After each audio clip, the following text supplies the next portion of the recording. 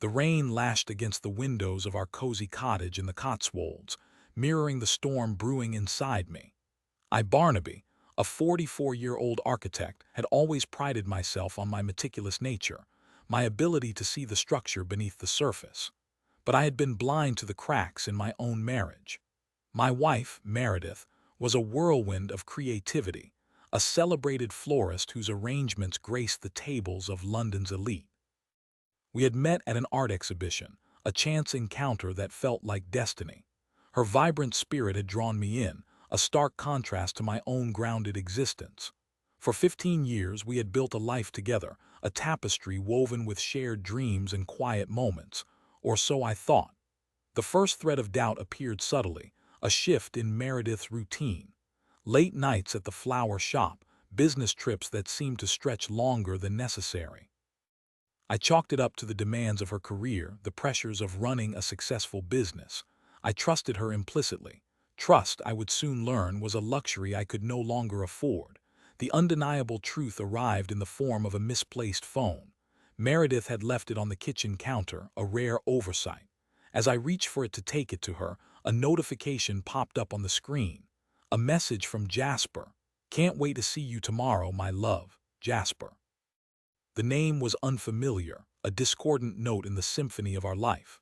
My heart hammered against my ribs as I unlocked the phone, a sense of dread washing over me.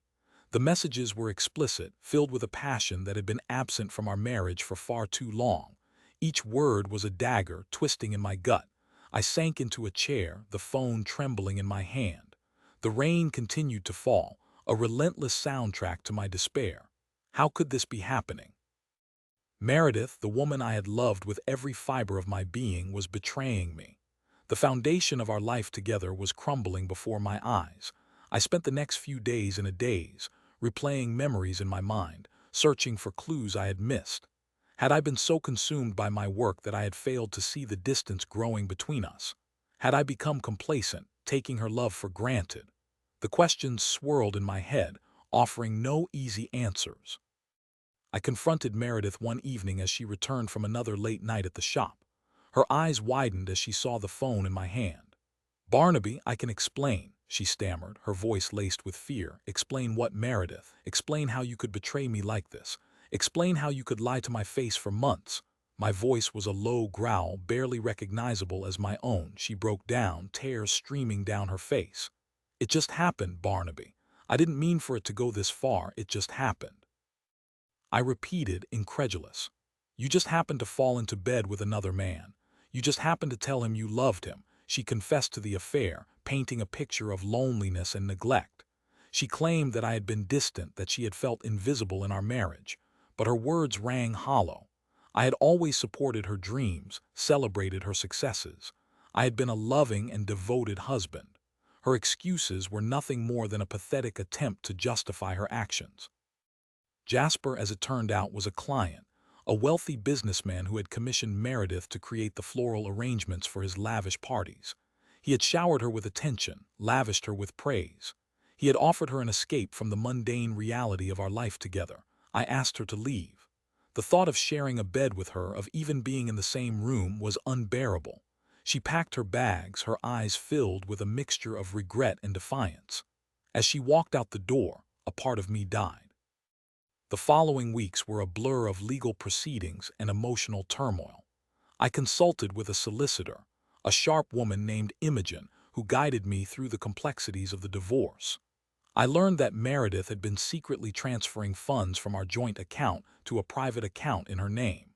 The betrayal ran deeper than I could have imagined. Imogen suggested hiring a private investigator to gather evidence of Meredith's infidelity and financial misconduct. I hesitated at first, reluctant to delve further into the sordid details of her affair. But the thought of her getting away with her lies, of her profiting from her betrayal, spurred me on. The investigator, a discreet man named Crispin, uncovered a web of deceit that stretched far beyond the affair with Jasper. Meredith had been using her business to launder money, concealing her illicit activities behind a facade of floral artistry. She had been living a double life, and I had been completely oblivious. The evidence Crispin gathered was damning. I presented it to the court, and Meredith's carefully constructed world began to crumble. The judge ruled in my favor, awarding me a significant portion of our assets and exposing Meredith's fraudulent activities to the authorities. But the victory felt hollow. I had won the battle, but the war had left me scarred. The woman I had loved was gone, replaced by a stranger I barely recognized. The dreams we had shared were shattered, scattered like petals in the wind.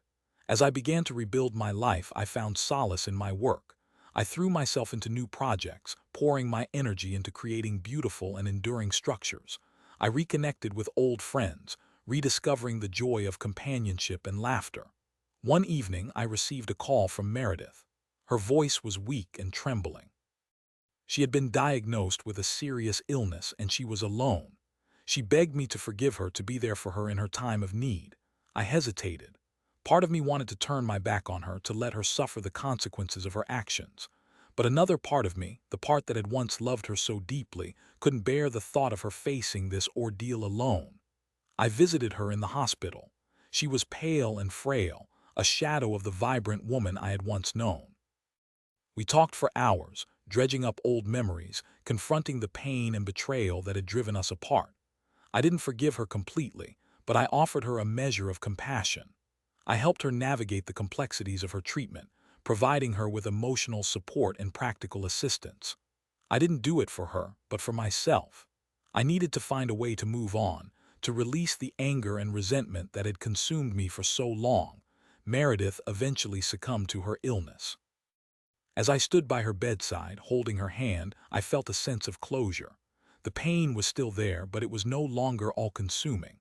I had survived the betrayal, and I had emerged stronger and wiser.